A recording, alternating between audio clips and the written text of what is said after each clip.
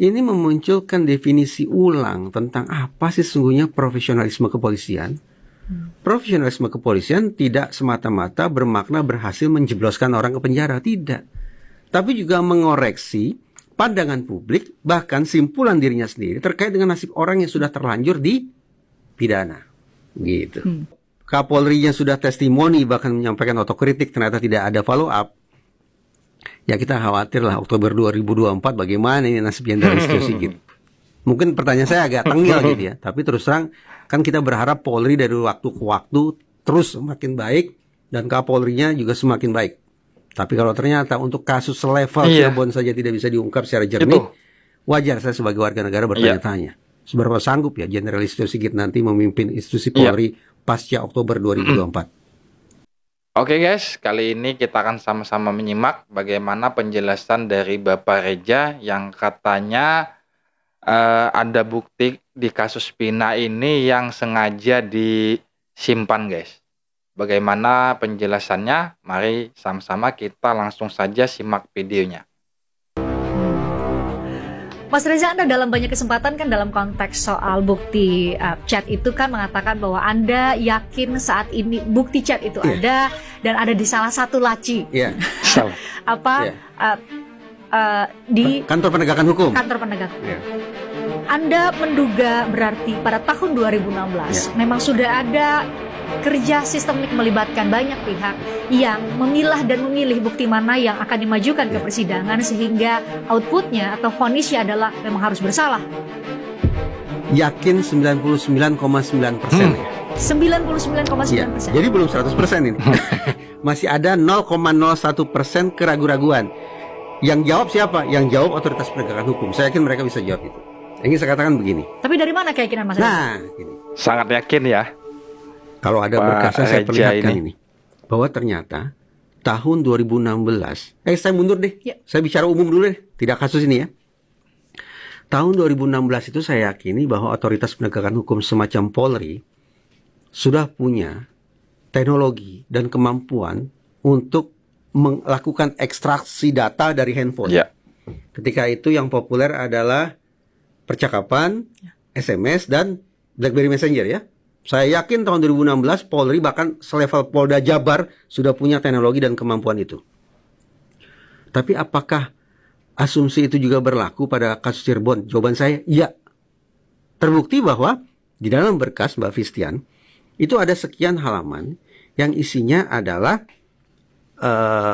penuh dengan simbol-simbol teknologi yang harus dijelaskan oleh orang IT. Yang saya tafsirkan ini bukti bahwa Polda Jabar pada tahun 2016 sudah melakukan ekstraksi data dari gawai. Berarti sudah dilakukan. Kalau ada angka, data, dan segala macam kode-kode teknis itu, maka pasti ada wujud komunikasinya. Minimal ada digital forensik dong dengan data-data itu. Siapa berkomunikasi dengan siapa, tentang apa, pada jam, menit, detik, keberapa itu pasti ada. Pasti ada ya? Pasti ada. Cuma persoalannya, di berkas hanya disajikan, bukti percakapan ini hanya disajikan segelintir saja. Sedikit saja. Berarti yang lain mana? Saya tidak tahu. Tapi saya yakin tidak mungkin Polda Jabar hanya melakukan ekstraksi ke bagian yang sedikit ini saja. Betul. Pasti semua diekstraksi. Cuma tanda petik entah kenapa selebihnya kok disimpan. Tidak dimasukkan ke dalam berkas hukum yang kemudian bisa diuji di persidangan. Ini nih.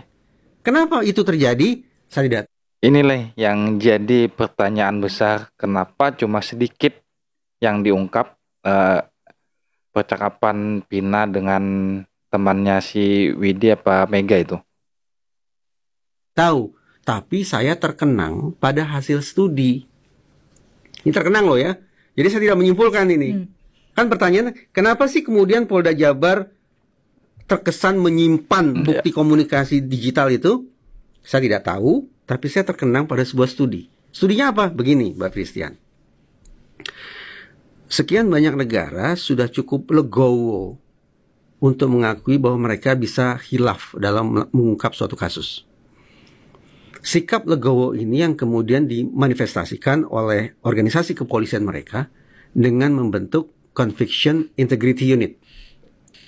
Ini adalah unit khusus untuk eksaminasi ulang. Ayo deh cek lagi deh. Yuk kita rendah hati, harus akui kita ini manusia. Ini bukan lembaga lain loh ya, internal lembaga itu ya. Internal lembaga kepolisian tuh. Kita akui ya, kita manusia, kita bisa saja salah. Ayo kita cek ulang.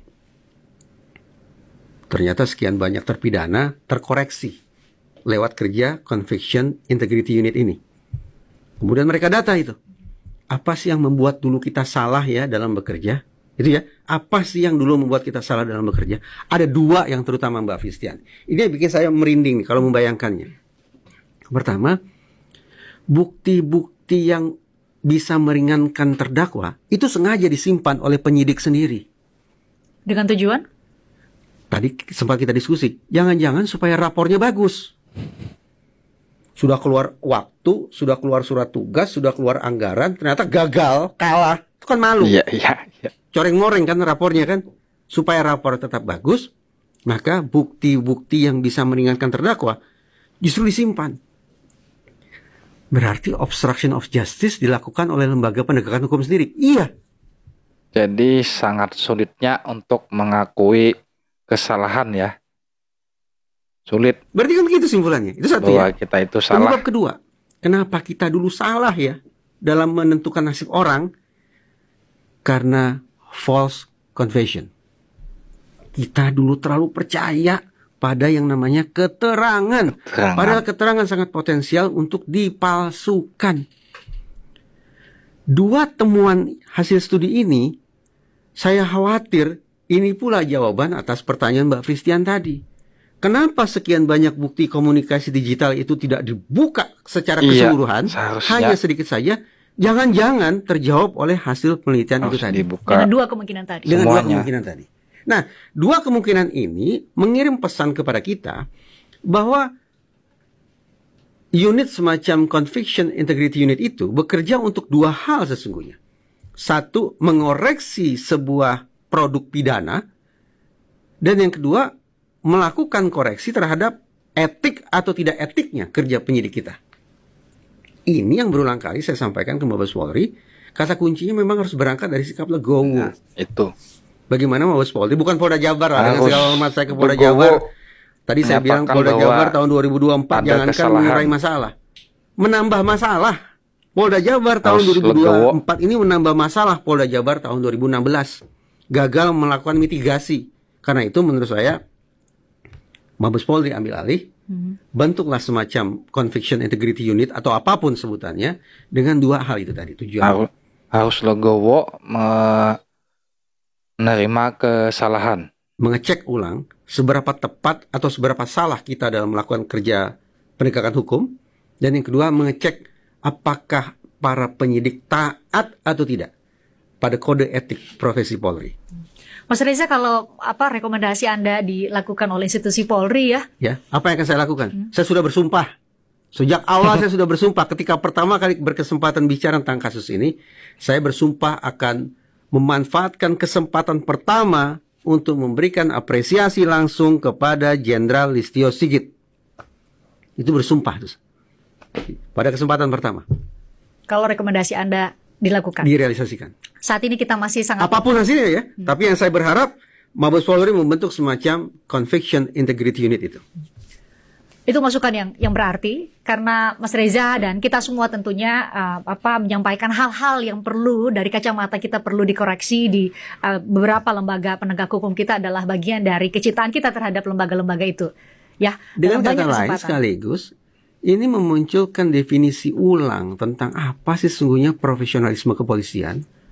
Profesionalisme kepolisian tidak semata-mata bermakna berhasil menjebloskan orang ke penjara, tidak.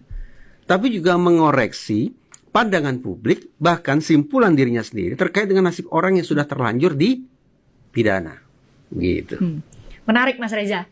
Itu kalau dilaksanakan itu kita patut benar memberikan apresiasi. Tapi setidak-tidaknya Kapolri sendiri sudah mengakui bahwa tahun 2016 proses penyidikan waktu itu belum menerapkan kaidah scientific investigation ketika itu. Nah, ini tinggal kita tunggu nih penerjemahan dari penerjemahan dari narasi Kapolri yang secara terbuka disampaikan. Kalau Kapolrinya sudah testimoni bahkan menyampaikan otokritik ternyata tidak ada follow up. Ya kita khawatir lah Oktober 2024 bagaimana ini nasib Jenderal Listio Sigit. Mungkin pertanyaan saya agak tengil gitu ya, tapi terus terang kan kita berharap Polri dari waktu ke waktu terus semakin baik dan Kapolrinya juga semakin baik. Tapi kalau ternyata untuk kasus selevel Cirebon saja tidak bisa diungkap secara jernih, wajar saya sebagai warga negara bertanya-tanya. Seberapa sanggup ya Jenderal Listio Sigit nanti memimpin institusi Polri pasca Oktober 2024? Waktu yang bisa membuktikan. Kan secara bersama-sama. Setuju dengan Bapak Reza Indragiri ini. Kalau selevel kasus Pina ini aja susah untuk diungkap dan diselesaikan, bagaimana nantinya? Betul nggak guys? Bagaimana nih pendapat Anda semuanya tentang pernyataan atau perkataan dari Bapak Reza ini?